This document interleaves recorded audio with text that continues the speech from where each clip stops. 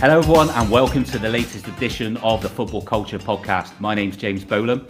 In the last few episodes, we have covered football in cities and football in countries. But today we're going to look at what I would regard as a fan issue and at a particular club in particular, which is the Glazer family's ownership of Manchester United. Now, today I've got a guest with me. I've got Steve from the 1958 group.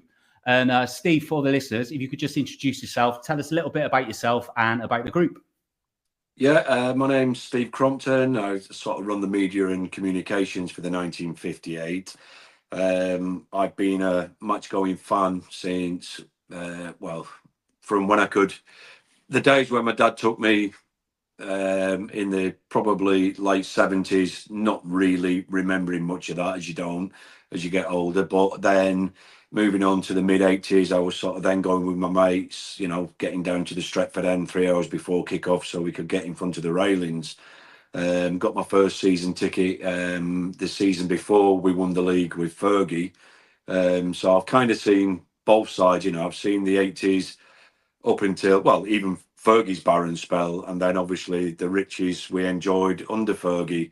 As far as the 1958 are concerned, we've been running for just over 3 years now. I sort of got actively involved after the infamous Richard Arnold pub meeting. I was part of that and got actively involved within the group, and we've sort of grown and expanded from there. We've since also created FC 58, which is an independent fan group, which has worked very closely with the FSA. So we've a lot going on, and we keep on going. But predominantly, the 1958 is and always will be a protest group against the ownership of the club. And FC 58 is our latest offering, and that is an independent fan group. Okay, lovely stuff. Okay, well, so the listeners will know a lot about Manchester United as a club. I mean, arguably the biggest club in the world. Real Madrid might have something to say about that, but certainly in the top 2 or 3, without any doubt about that.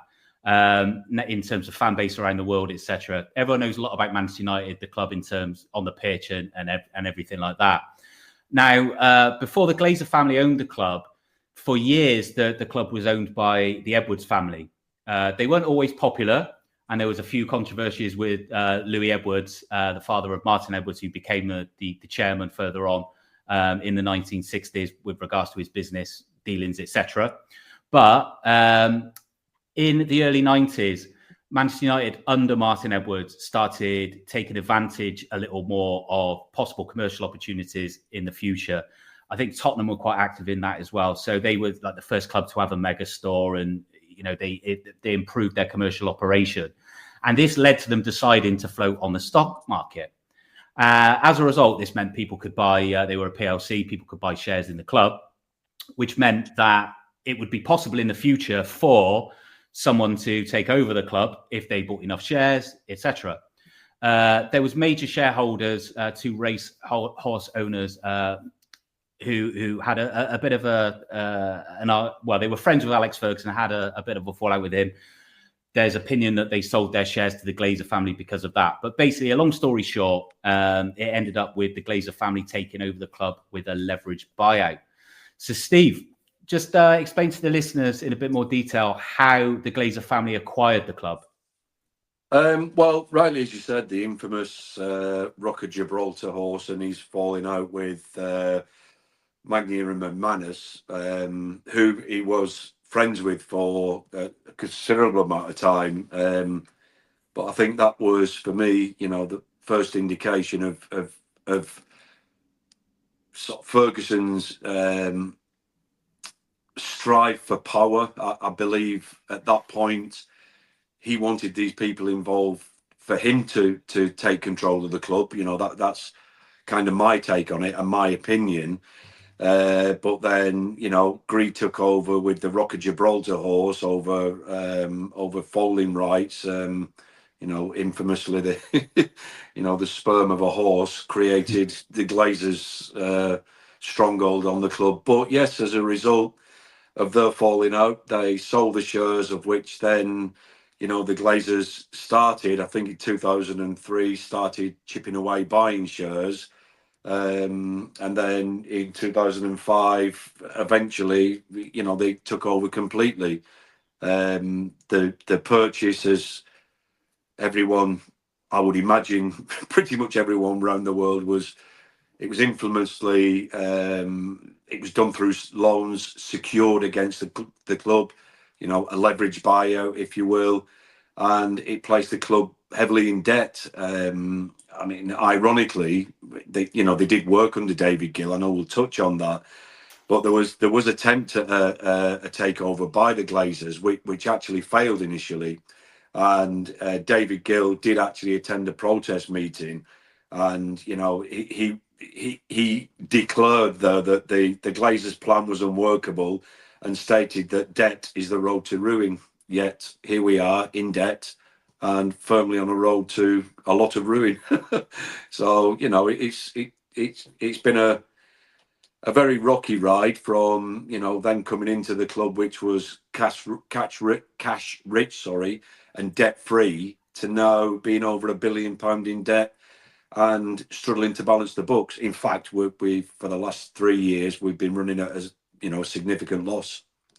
Yeah, I mean, so the Glazer family buys the club by borrowing money from a bank with huge interest repayments, but obviously Manchester United's making a lot of money.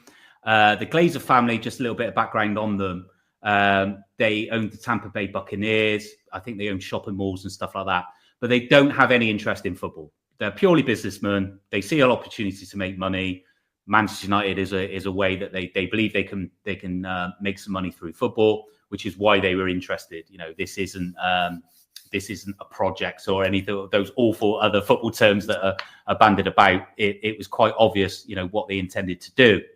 So I remember I was living in Manchester at the time, and I remember when the Glazers finally did take over, there was a lot of stuff against Alex Ferguson, a lot of stuff against David Gill.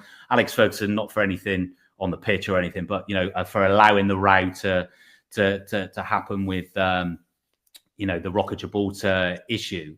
Now, but when they first came in, there was a lot of protests. There was the green and gold until the club is sold, and these kind of campaigns, which were building a momentum for a while. And then Alex Ferguson built another great team, and then started winning trophies again. And for me, living in Manchester as a neutral, I'm a Bristol City fan. I got the impression the anger died down a little when the team was doing well. What's your opinion on that? Do you think it was working, even though the Glazers were taking money out of the club, which is obviously not a good thing, that could have been invested in? Do you think that the fact that the club was still being successful was good management by Ferguson and Gill, or it was a case of this was always going to start to fall away as the Glazers were there for longer and longer? I think with certainly the success, and arguably one of the best teams Fergie put together in 2008, and Champions League finals after that, it's people, whether you protest against the owners or you're a bit more passive as a fan, at the end of the day, we're all fans who love the football club.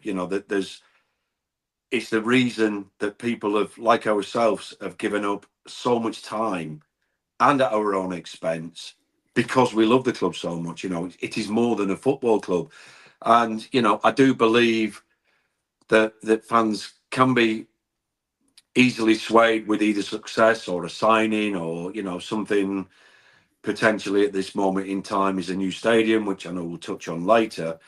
But yes, I do think that the success and, the like you said, there's one thing you can never, ever take away from Alex Ferguson was his desire to be the best and to, at no expense, player-wise, he would put teams together and win. And, fundamentally, it's what he was employed for. Obviously, a lot more went on behind the scenes. But as when I think for me, the timing of going, I know it was mentioned a couple of times about him considering leaving, but for me, the time when he did leave, he left an aging team, knowing that in my opinion, the funds were there not there to rebuild again.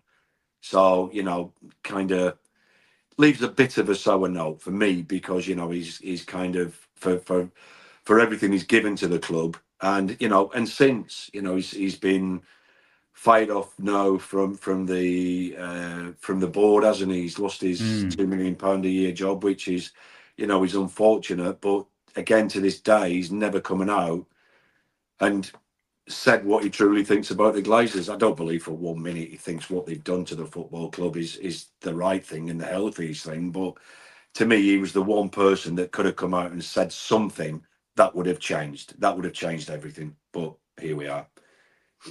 Yeah, okay. And at the time as well, I remember some fans broke off and formed FC United, Football Club United of Manchester.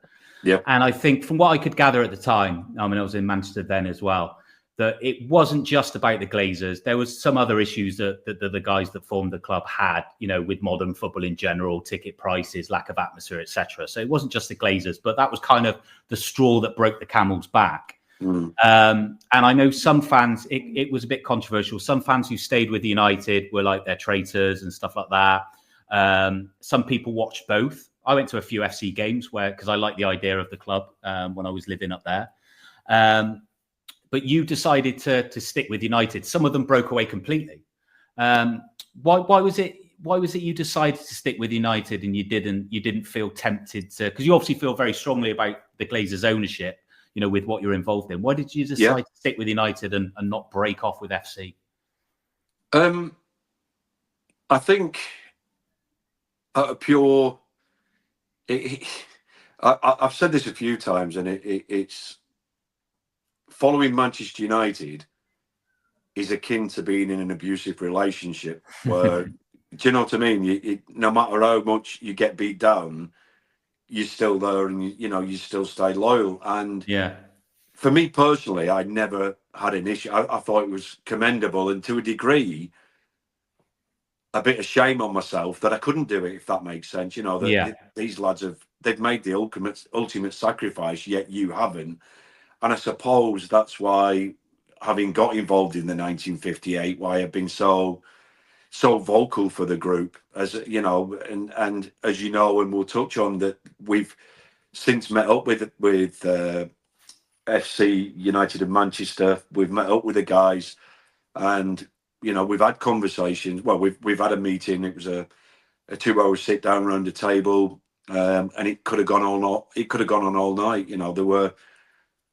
It's a very emotional subject, and it still will be. And these guys still love. I mean, you go to FC, and the place is a shrine to Man United.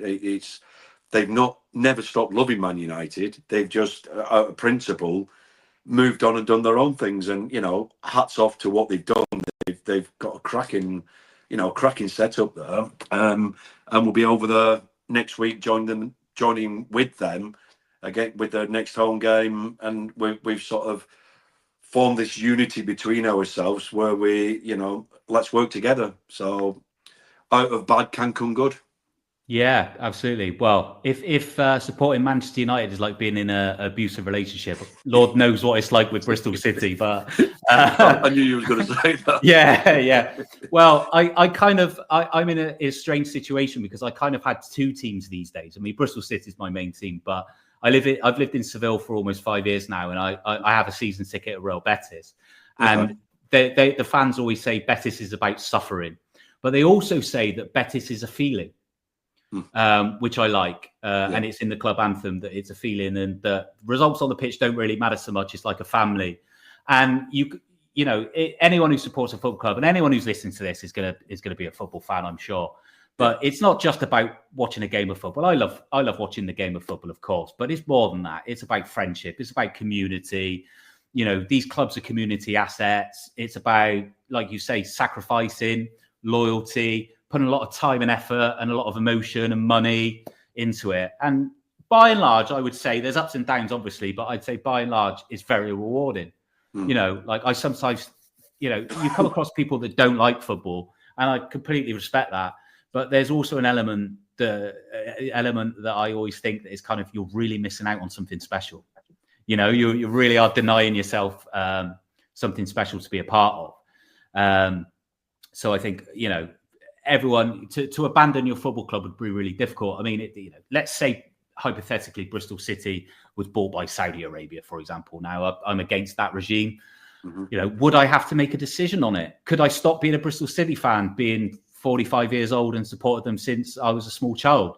I mean, it's just like, I really wouldn't want to have to go through that. So it just goes to show that some of those guys, you know, really went through a very difficult time to make that decision. And yeah, it's a huge sacrifice. But I think what FC United are doing is really good. And if you can't abandon Manchester United, then, you know, why not watch both? You know, it's I think it's part of the rich tapestry of the club now. So, okay, so Alex Ferguson goes in 2013. As a neutral, it always seemed a bit weird when he went, because it was never going to be the same. I mean, you would have known life before Ferguson, but I guess it would have been very similar for a lot of fans post Busby. And it's weird how there's a lot of similarities in the sense that the chosen manager didn't work out, like Wilf McGuinness didn't work out, and they've been searching for the right formula since.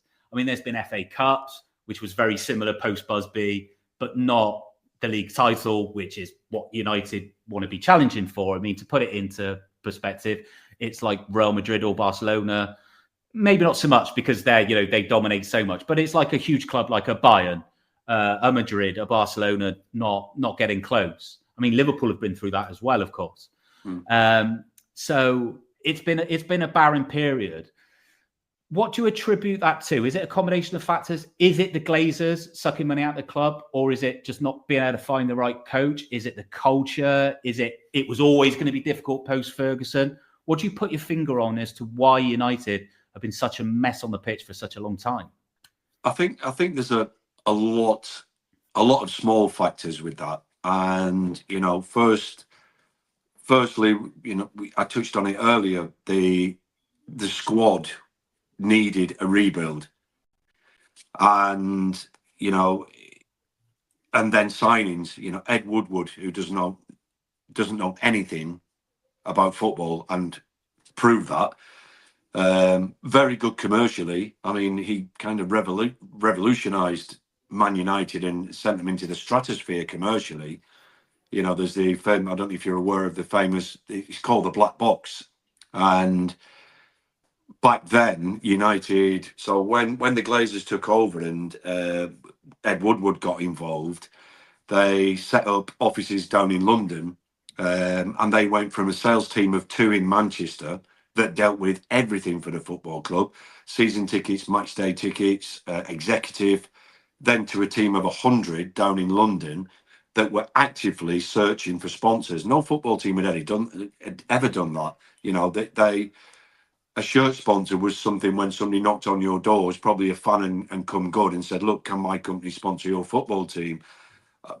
What Woodward did was they actively searched out, and you know, the market. They went to America, to the Far East, and they sent a black box with a Man United shirt with that company's logo embossed. It had a booklet of all the winning glory times with Manchester United, but with their logo. Very, very cleverly done. And you know, that commercial side of the club grew far and beyond. And I think, unfortunately, that did mask over a lot of the issues on the pitch. So when I say that, I mean that, you know, we've all got eyes and can see the football deteriorating, but the issues with the Glazers was that, well, you know, the club is healthy because we've got, you know, what they did commercially balanced the books, so the debt didn't feel as bad as it was, if you will. And then on top of that, I think Woodward's biggest issue for me is that there became a very, very obvious pattern that we were signing football players for the commercial value and not to be successful on the football pitch. You know, even some of his swan songs you know, Di Maria. They were names that were probably not at the pump. You know, they were not past it, but certainly there was a reason the selling club was happy to let them go, putting them on ridiculous wages as possibly dangling that carrot to get them involved. A prime example, bringing Ronaldo back. We Yeah. absolutely obliterated shirt sales, and you know, and that has always been key, sadly. And I think it's taken a slight barren spell, a couple of dips out of, you know, the my belief is that the whole Glazers business model that was perhaps done with Ed Woodward was, all we need is Champions League football. What we win's not relevant, but to keep this turning over, to keep you getting your dividends, then that's where we need to be. So they kind of set a culture. They've already set the bar low. Gone are the days now of Fergie demanding to win everything. You know, the minute the treble was won, he's already rebuilding a team on the plane home for the next season. Do you know what I mean? That was as focused as he was. Now the culture is, well, you know, don't really matter if we don't win, as long as we reach these targets, which is Champions League for X amount of income, you know, and domestic trophies. They're nice for fans, but financially, I don't think they're very impactful.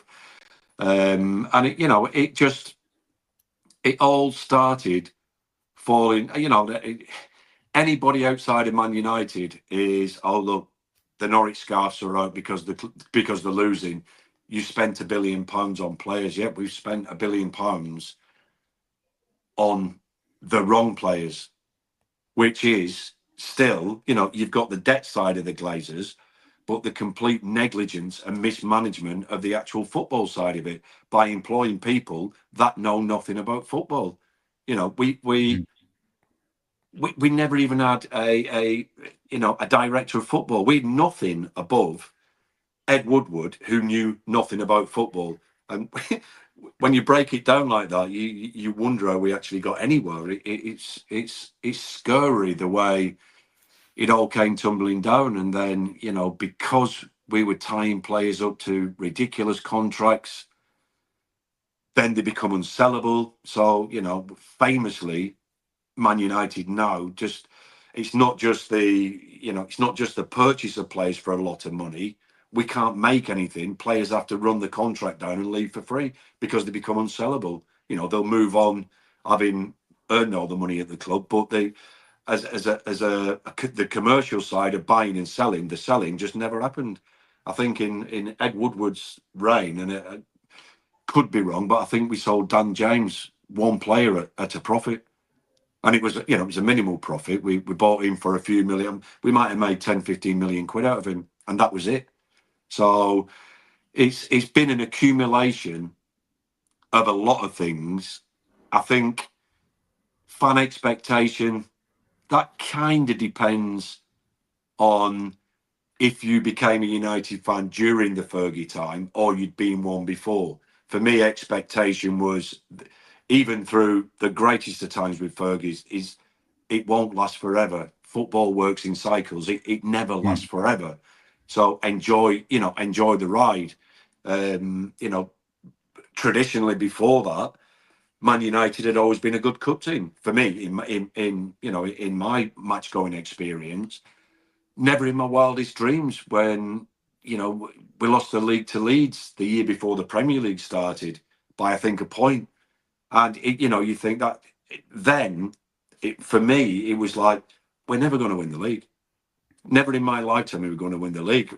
Certainly never expected what came after that.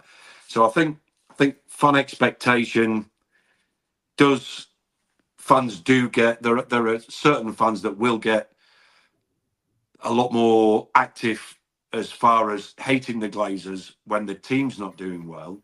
But now we seem to be at an accumulation of, the team's not doing well. Financially, everything's a mess. There's actually nothing going well. So for me, we're at an all-time low right now. Yeah, it's interesting. It's like you were saying, the Glazers business model is you know, as long as we do well commercially, what happens on the pitch doesn't matter so much. Now, obviously, United aren't winning the Premier League or Champions Leagues like they were before. Now, I teach English here in Seville, and the amount of teenage kids that I teach that come in United shirts, right? And they probably won't remember the glory days, but that's the club shirt that they want from England. Yeah. And you do see Man City shirts. You see the odd Arsenal, Chelsea, you know, the teams that have won trophies more regularly recently. Of course, you're going to see that, particularly with Rodri being at City, you know, a Spanish star, you know, they want to follow him. But you still see United shirts. And it's like that. It just says the name is still important. And I have a friend, Mike, who's a friend of mine in Seville. He's not in Seville anymore. He was working for Sevilla Football Club in the commercial department, but he came from Manchester United. So he would have been working under Ed Woodward. And I was winding him up saying, you weren't responsible for the tractor partnership, were you? And he was like, no, that wasn't me. That wasn't me. He said, but I did some similar deals like that that'll make you laugh, you know. I'll see if I can maybe get him on I want to get him on a future episode anyway, because he's been working in football and he's got some interesting stories. I'm not sure how much light he can shed on his time working for Ed Woodward, but we'll see if we can get one a future episode. But yeah, and the recruitment has been poor as well. As an outsider, you think, well, when they signed Ronaldo, it just seemed like, are they doing this for shirt sales? But also, are they trying to block City here? You know, because City were going to go in for him, weren't they? You know, and you couldn't really see why they needed him. You know, it's just like, why are they going for him? I mean, for me, that scenario was whether it was. I mean, I was very fortunate. Last February, Ole Gunnar Solskjaer, who was the manager when we signed Ronaldo, he did a tour of India, and myself and my son were invited to be part of that show, if you will. So we did kind of a dad and lad Q&A before Ollie came on stage. Could say we was his warm-up act, but that was with Andy Mitten firing questions up at us. But, you know, we over that 4 day period, we spent quite a bit of downtime with him. And he was very open and honest, you know, and there's some stuff out of respect I won't repeat. But yeah. For me, Ollie was building something. We was playing football how Man United should play football. He brought back that personality and that love that Man United fans craved, that Cavalier style football. And yes, he didn't win a trophy, but by God, I wish we was, you know, it broke the Premier League record for unbeaten games away from home. You know, everything. We were winning games, scoring goals. And Ronaldo was, you know, he sat in front of cameras and goaded him as being the best player in the world and da-di-da-di-da, but he was nothing to do with Solskjaer. It was nothing to do with him. That was just, he was told that he's coming back, and I think we broke something like 500 million shirt sales in a stupid amount of time. So I believe that, can you see, I mean, for me, that was, whether those rumours were ever true that City were trying to sign him, but what I saw there was pure panic from the Glazers that this cash cow cannot go to Man City. Not for football reasons. The shirts that they will sell that we need him back at all costs. And yes, it was. I was at the first game. I believe it was Newcastle, but myself and my lad was at that one, and it was great. You know, the euphoria behind it all. But then again, the football started tumbling down again, and you know, Solskjaer only lost his job as a result of that, and players down tools. You know, I think we was playing Watford away and we was losing at half time, and I believe Ollie's told this story. I hope he has. But you know, he infamously said he told the players at half time, look, he hadn't been told officially, but this is my last, you know, I know that I am done after this game. Anybody that doesn't want to come on in the second half, put your hand up type of thing. And I think of all the players at the end of that game, if you look back on it, there was only Bruno Fernandes went to the away fans with Ollie, and it was like he was waving his finger. No, it's not his fault. It's our fault. The only player that did that. And, you know, but again, it all comes back down to culture. When the owners of your business do not demand a culture to be the very best and win. But you've then got a manager that's quite a few tiers down, demanding of that. Then player power comes in. And again, this, a great example of this was Mourinho lost his job and Paul Pogba stayed at the football club. Why was that? Because at the time, Paul Pogba sold the most shirts at Man United. Choosing a manager over a commercial asset is, from a footballing point of view, is absolute suicide. Because that then creates a culture. Well, look, Pogba got away with it. If we kick a big enough stink up, the next manager will go. I'll get a new contract. Don't really have to do a great. We can coast along.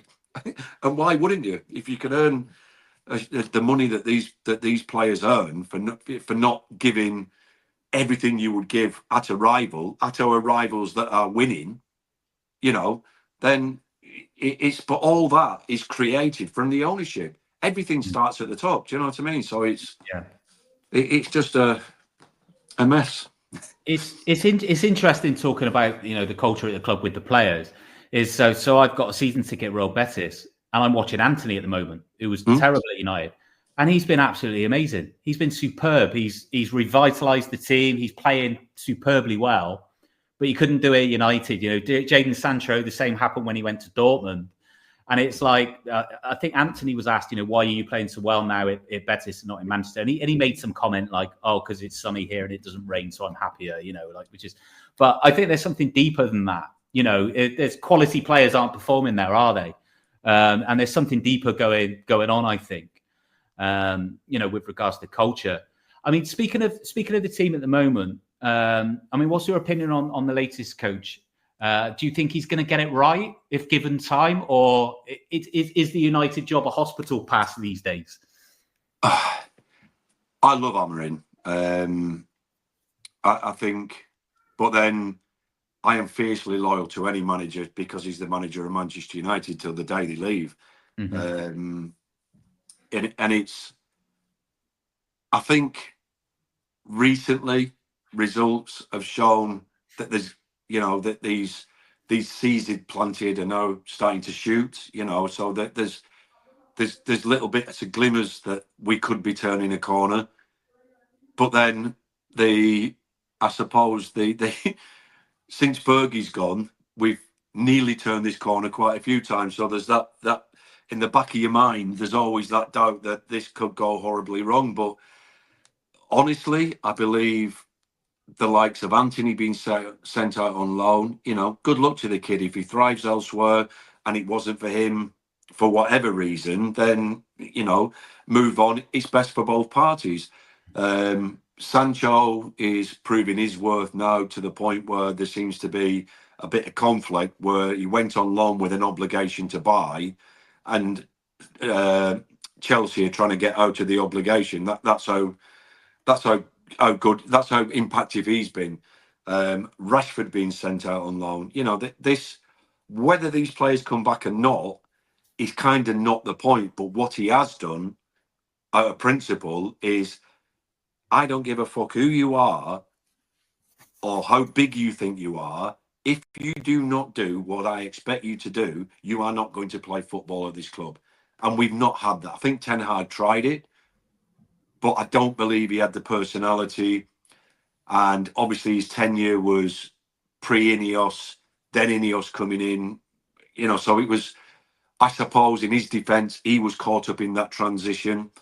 I think the Radcliffe's, and he's admitted it, probably his first big mistake was keeping him on in the summer. It was obvious to all it was time to go, but I believe that was Dan Ashworth's first involvement, and as a result of that, he's now gone on as well. So, I get Ineos. Look, anybody coming in, mistakes will happen. I think when you're big enough to admit to them, it doesn't alter the fact that you've made it, but it makes it a little bit more palatable. I think Amorim is more than capable of changing the culture within the squad, but that needs to be back from above him, because if it doesn't, then we're back to square one, aren't we? So the culture reset has got to start with, and my belief when Ineos came in is they were taking over sporting decisions. I think they're taking on a lot more than that now, but from a sporting point of view, the fact that there is a structure, whether they've made mistakes along the way or not, is not relevant. But the fact that there is a structure, and to me, everybody's singing from the same song sheet, which is a clear message to players. If you cannot or will not perform to what this man wants, you won't have a future at this football club. And that's been missing for so long, since Fergie left. Yeah, I like Amarim as well. I think he needs to be given a bit of time, and he needs to bring in his own players as well, because he plays a certain way, and I don't think he has the players to play that way. And he did superb at Sporting as well. I mean, look how Sporting have stopped performing the way they were. Now he's gone. Falling off the cliff. Yeah, exactly. So speaking of Ineos, then, so Jim Radcliffe has now bought into the club. What do you make of his tenure so far? I mean, I watched the interview that Gary Neville did with him, and as a neutral, I think he came across quite well in some respects. He couldn't say certain things. There was an element that I thought that he was justifying ticket increases a little bit. Well, we'll come on to ticket price increases, a bit later. But what have you made of since he's come into the club? I mean, initially, it was all from a personal point of view, and the 1958 point of view was, this is the beginning of the end of the Glazers. Mm-hmm. This is quite possibly the end of us needing to protest, because for the small amount of guys that make decisions, and we've got obviously a massive following, but it is it is unbelievably hard work. All of us have full-time jobs. We're not paid for any of this. We've all got families, we've all got careers, we've all got kids and wives, and da-da-da-da-da. And it does take its toll. So there was a spell where it was like we made the decision, look, there's absolutely 0 point in protesting, because the way that the deal was structured, and I'm no financial guru, but there was an 18-month period of grace, if you will, where there's going to be no dividends paid out. Nothing can be bought or sold by either party, as in the Glazers or Radcliffe. There's an agreed amount, which I believe to be $33 per share, that if Radcliffe decides that he wants, that. So there was all these little things put in place. One of the things put in place is to, I'm not sure of the technical term for it, but effectively, they don't speak ill of each other. I'm sure the Glazers will never speak ill of anybody that's put just over £1 billion in the back pocket. But so we had all that. There was that glimmer of hope, and there's no point us being disruptive, because that's what protests are. They cost the club money. Extra policing, extra stewarding, closing down of the megastore. It all costs, and it's. But what it does cost is it tarnishes their look as well. But so we said, right, okay, let's just sit back a little bit, take a breather, and see how this pans out. And 12 months, 13 months down the line, it feels like personally, I think we've actually taken a slight step back from where we were with the Glazers. Yes, the guy comes out and speaks, but I think, the drasticness of what he's been doing, the job cuts, we employ too many staff, 1,000 staff, we need to, and he's effectively halved that. Liverpool have got 1,100 members of staff, and I could be being naive with my understanding here, but I'm now speaking as a fan, where one of the biggest sporting institutes in the world has halved its number of staff running the club. So I get, certainly with the Glazers, there was a lot of jobs for boys. Richard Arnold, Ed Woodward. They were prime examples of that. No idea about football, but we knew them, so let's give them a whirl. I thought well, first and foremost, I don't believe for 1 minute that either that interview or the stadium announcement would have come out if we hadn't have had a mass protest the day before.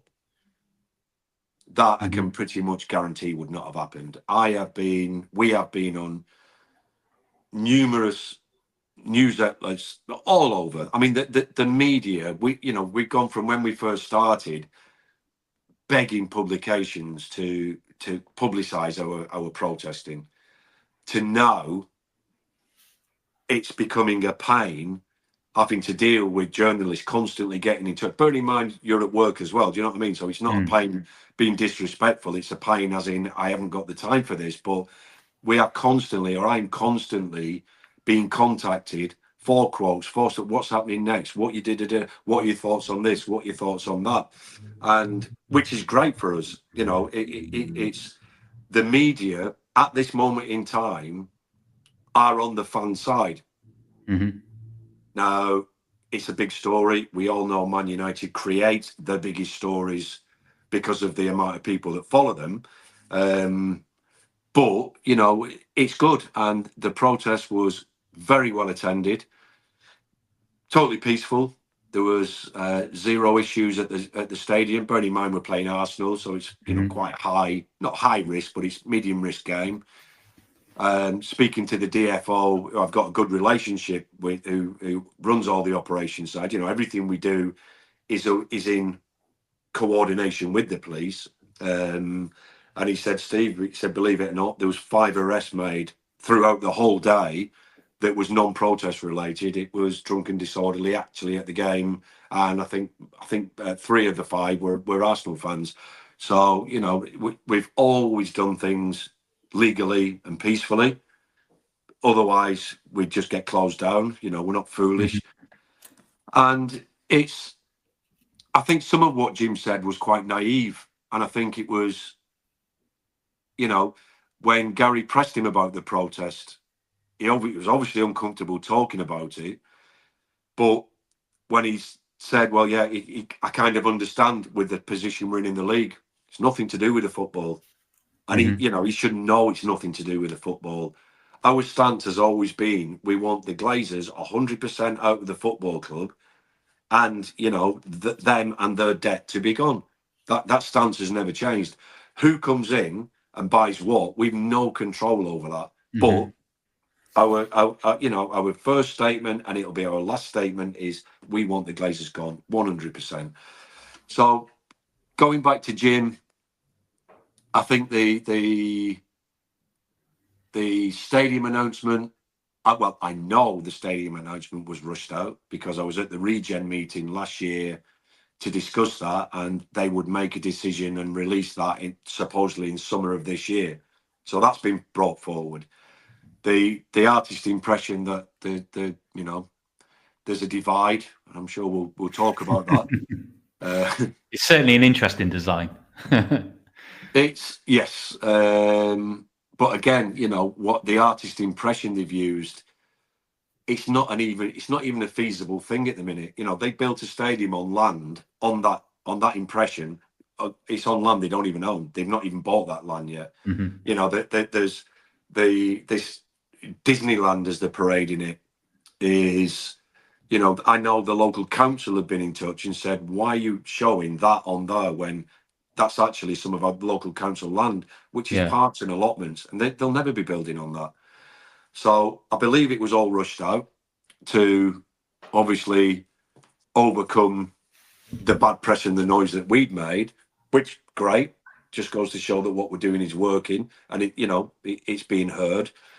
And it's, I think for anybody that comes in, it is a bit of a poison chalice. We've had 20 years of, Malcolm Glazer, who initially threw the money at the club or refinanced his supermarkets to throw his pittance at the club, and then with the leverage buyer, etc.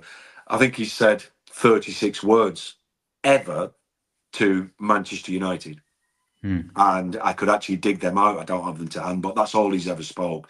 So the fact he's coming out and he's addressing things, great. I think the ticket pricing thing is absolutely scandalous, and it backfired. Tickets were going on general sale. I have not seen that.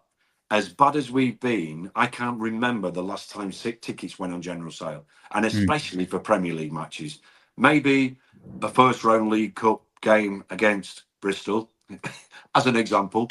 You know, for the lower sort of starting cup games, do you know what I mean? Where the less desirable games, yes, they may well do, but for a Premier League game, so we hiked the ticket prices up, got without concessions. Again, this just feels like an attack on match-going fans. And as our banner famously says, it's your debt, it's not ours. His wording is that financially, the club would have run out of money by December. Whether that's true or not, nobody will know. Might just be a bit of PR. But the fact that he's penny pinching and squeezing loyal match-going fans and hitting the longest serving, most loyal match-going fans the hardest, I find despicable. Absolutely shocking. So how much is a season ticket at United these days then? Like let's say Stretford End, but cheapest season ticket at Old Trafford. My ticket is, I think, 40 quid last year, and it's gone up 5%. So it's a 40 quid ticket for a league game. So it's 40 for a league game. And season tickets, do you know the price of the season tickets? Well, it's 40 times 19. It's about 700, just shy of 800 quid. Wow. I have 2 season tickets. So okay. Because at Real Betis, I pay €350. That's for a top 6 club, which if you look at it, I mean, La Liga and the Premier League is different, but that's performing better than United are at the moment in terms of the league table. General sale prices are a lot more expensive. They're like about 80. They sometimes have offers, but so I'm paying €14 per game. So obviously much better value, but they look after the season ticket holders and members here in Spain a lot better. But then Real Betis has a lot less money than Manchester United, or in theory have. So that seems shocking to me, that people are having to pay that kind of price. I think what people need to, I think what he's done here is he's spun a very clever narrative which has appeased non-match going fans, as has the Billy Smart circus impression of a stadium. I personally hate it. You know, where is the history and the heritage of Man United in that? And all that's spoken up about that is great.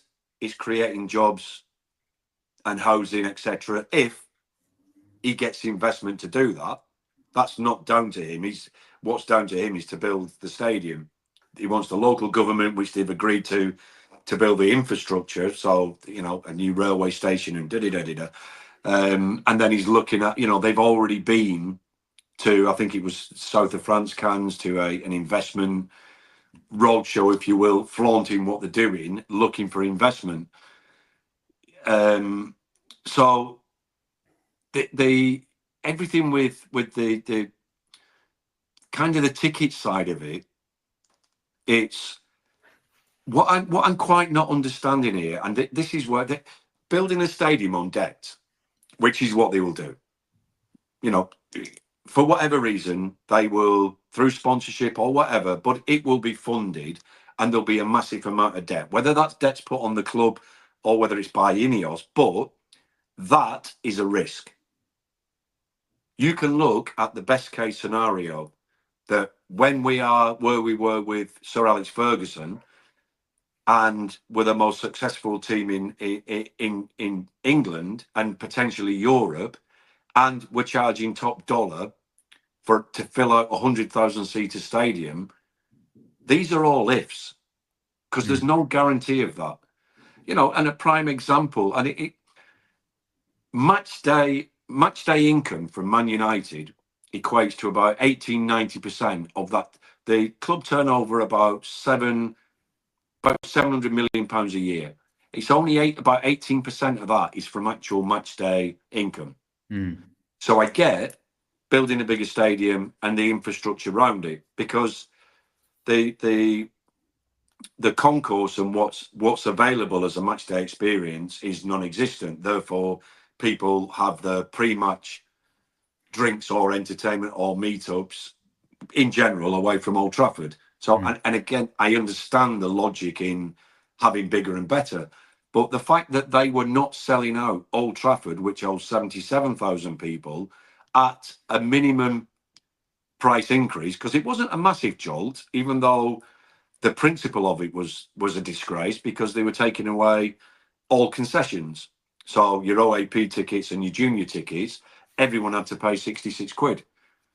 And the fact that they didn't sell those, and then those tickets went on general sale to push them out, and then they changed the narrative saying, oh, we've had a return from the away section, so we've got a small amount left that we can sell back at the normal price. No, you haven't. You've just not sold them, and you're desperate to sell them. So the appetite to pay more money, I don't believe is there.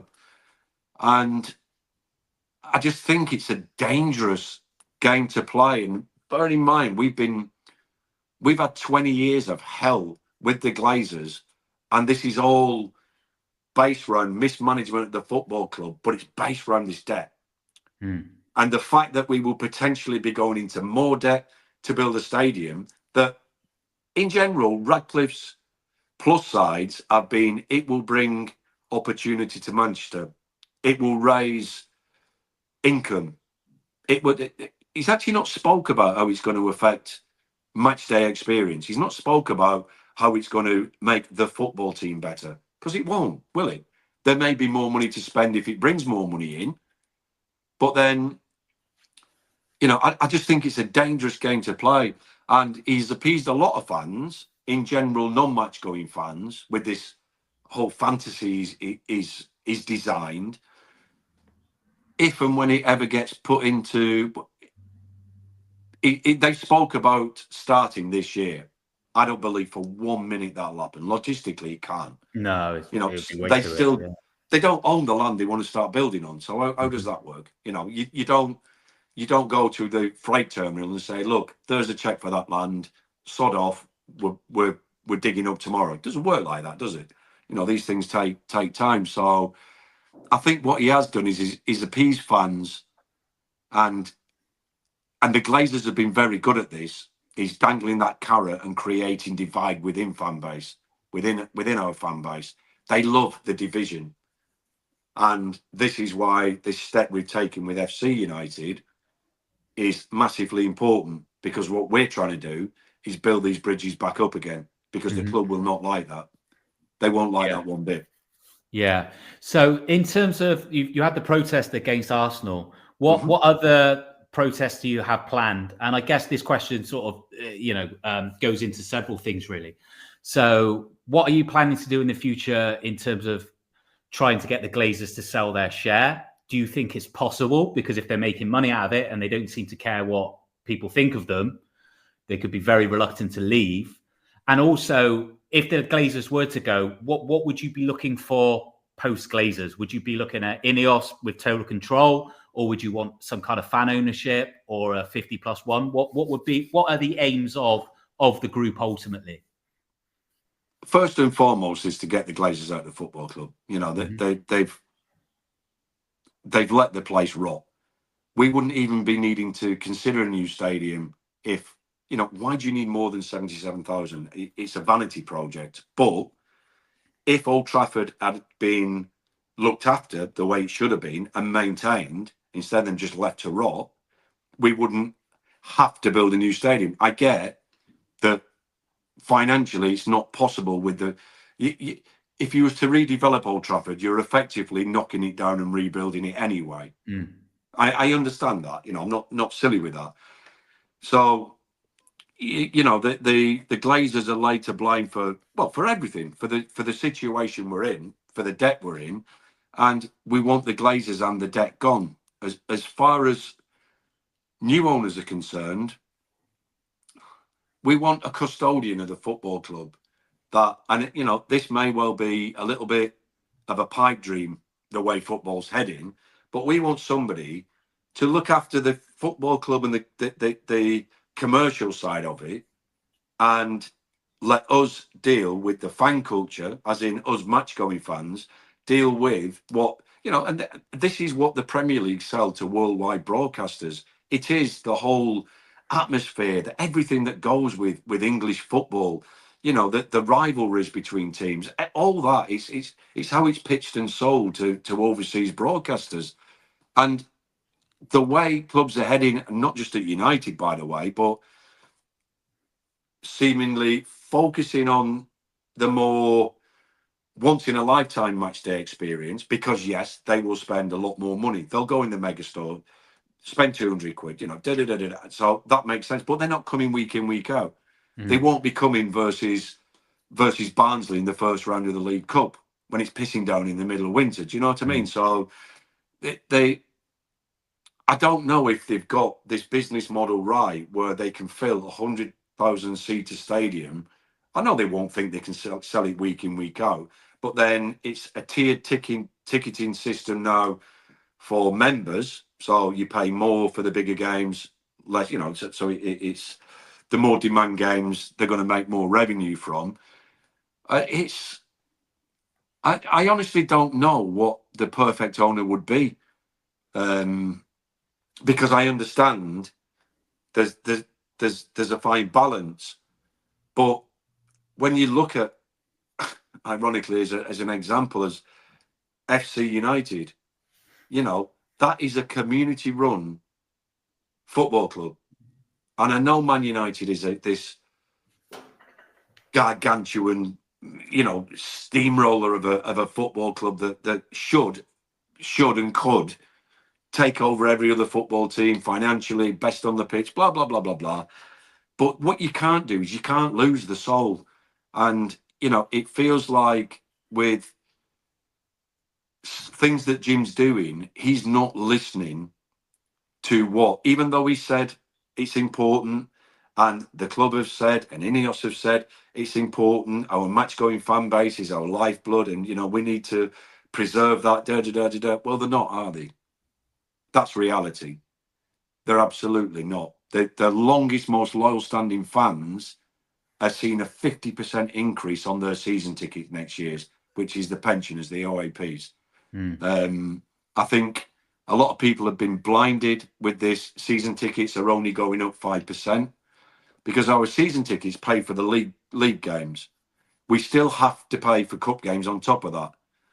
What I've not been able to get clarified yet is, are we then paying tiered ticket prices for the cup games?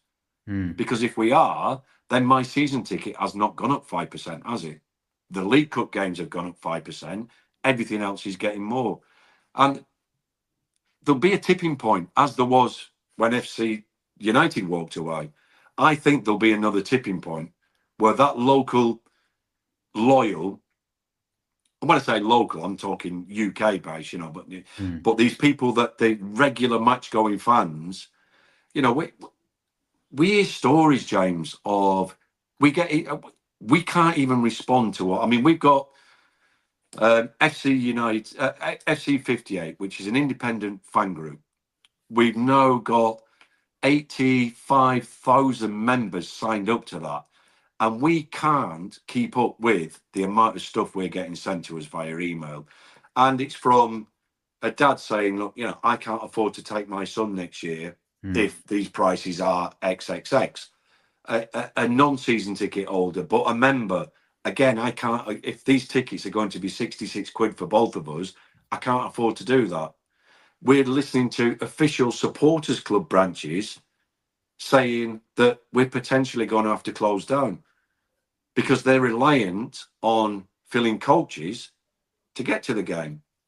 So if the clubs, if the supporters clubs are getting less people attending, it's less people on a coach, making the coach more expensive for other people who then can't afford to take it. Do you see what I mean? The snowball effect of all this is frightening. And do you know what? More than anything, it's really, really sad.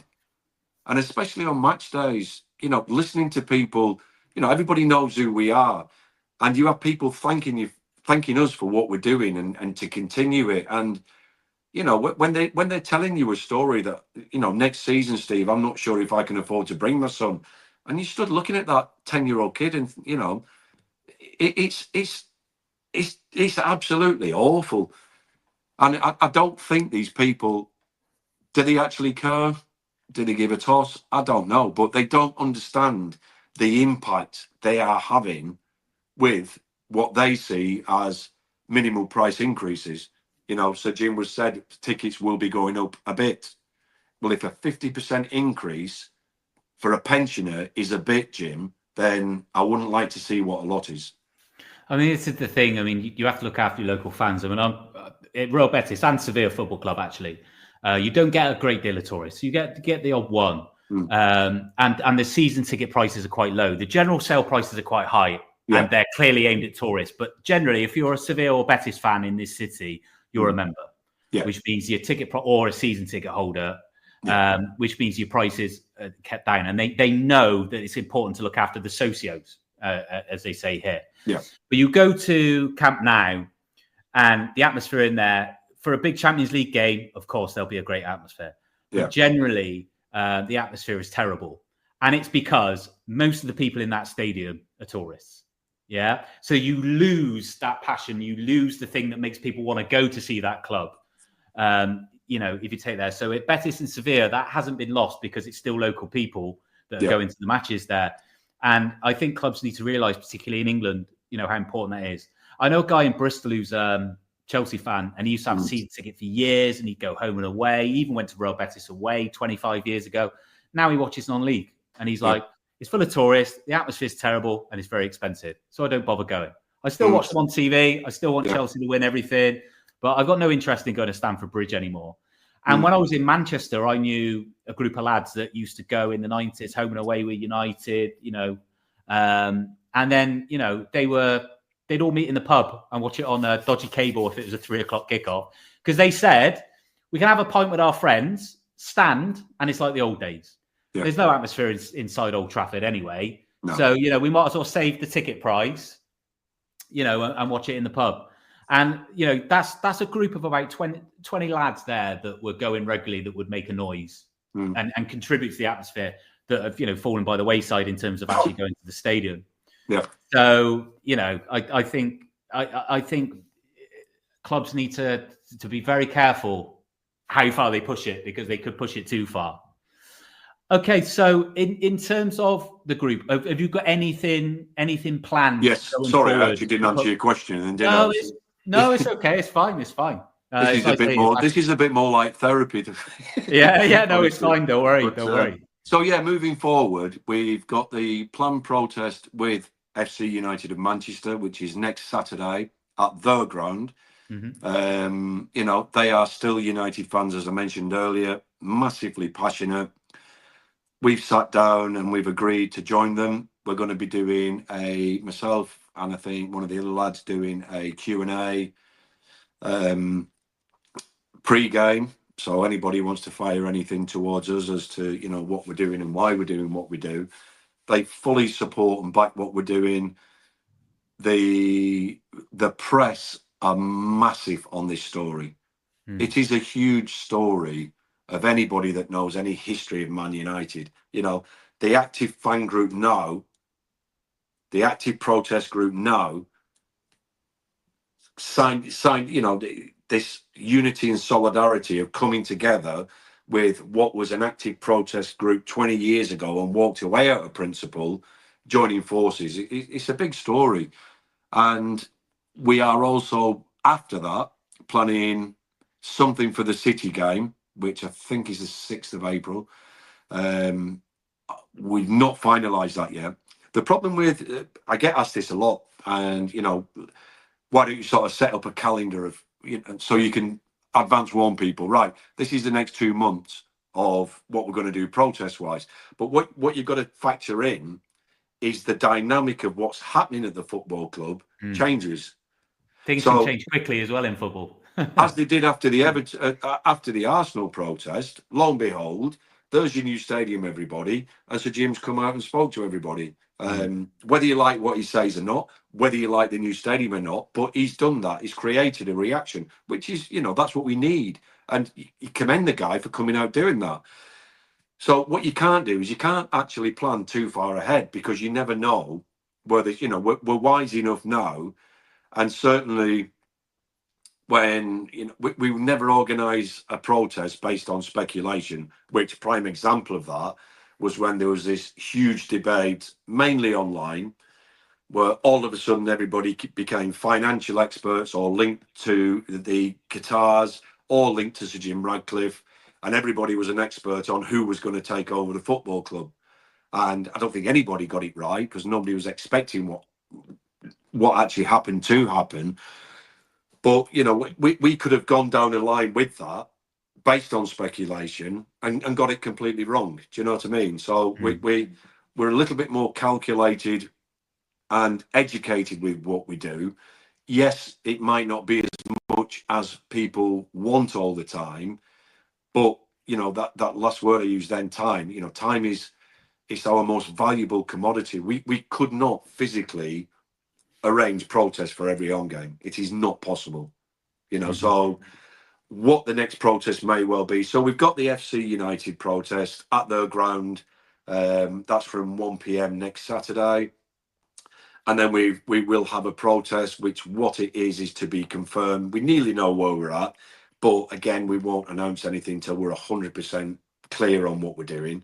And then, we will then move on from the city one, and may look at something that was then be towards the end of April, because we're then getting to the point where I think we'll have a clearer picture of whether the Glazers are staying, or what Sir Jim's intentions are, because on the 13th of August this year is when this 18-month period is up. So effectively, the club is free game again for anybody to either try and come in and buy the club. So Jim's got first refusal, I believe. Again, I don't know the ins and outs of it. Or the Glazers could just turn around and say, do you know what Sir Jim's building here, which is my fear now, what Sir Jim's building here is going to make this even more valuable than what we thought it is. So we're going to stick around. Yeah. Well, it's kind of like there's been a lot of mismanagement. Maybe Sir Jim Radcliffe comes in, manages it better, and they go, "Oh, we found the guy to run the club for us. We can still keep taking out what we want." Yeah, he's getting all the flack from the lads at the, from the feet on the ground. Jim's copying all the criticism now, and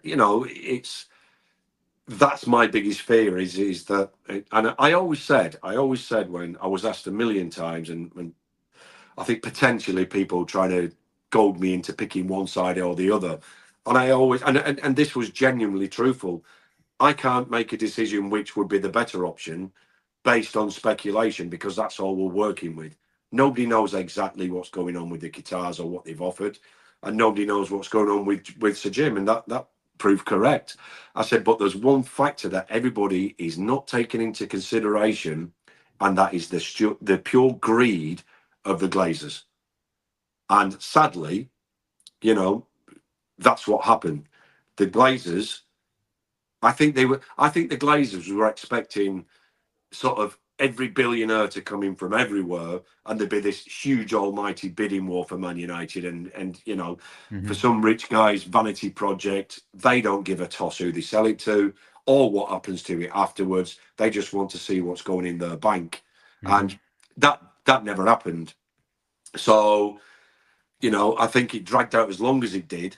They were desperate, I think, for maybe either other people to get involved, or for there to start an actual bidding war between Radcliffe, between Ineos and the Qatars. And I don't think that really happened. The Qatars seemed to fall at the first hurdle with, I don't think it was proof of funds they couldn't provide. It was source of funds.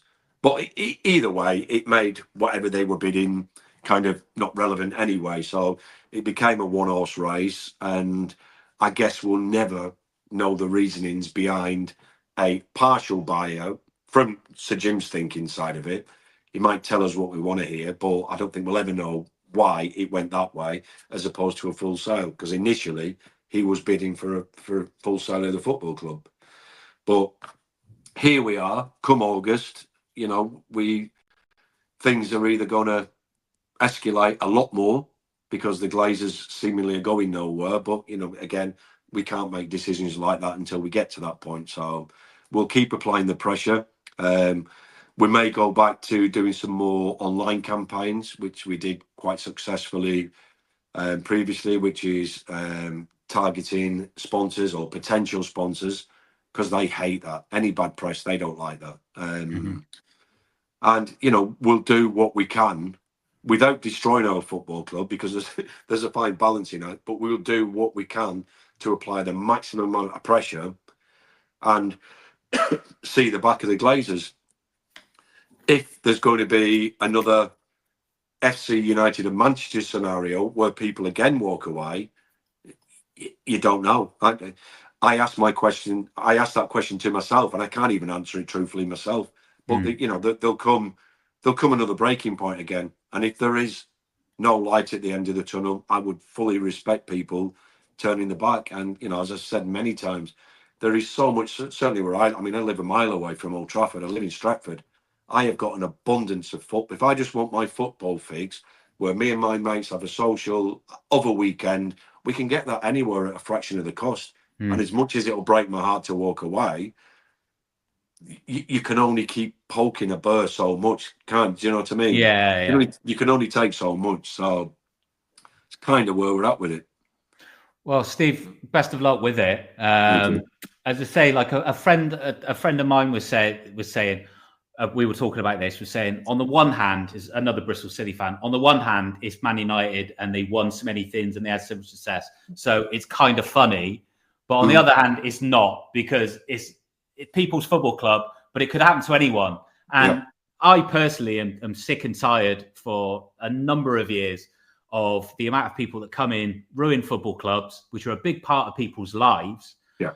Whether they're trying to sell stadiums off for housing or supermarkets or to take money out or just generally run it badly, then it's got to stop. And at Bristol City, the Lansdowne family have looked after the club very well.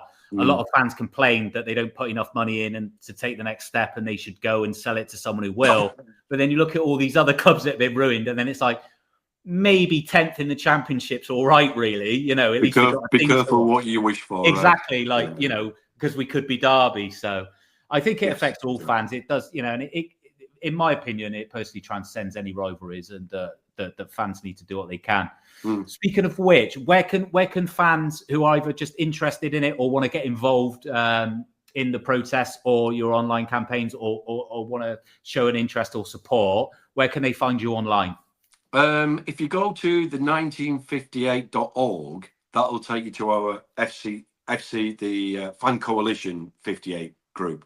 You can find everything on that. So all the past protesting, you can sign up to that to receive newsletters, which will be, it's all free. There's no pay membership. It's just a free sign up.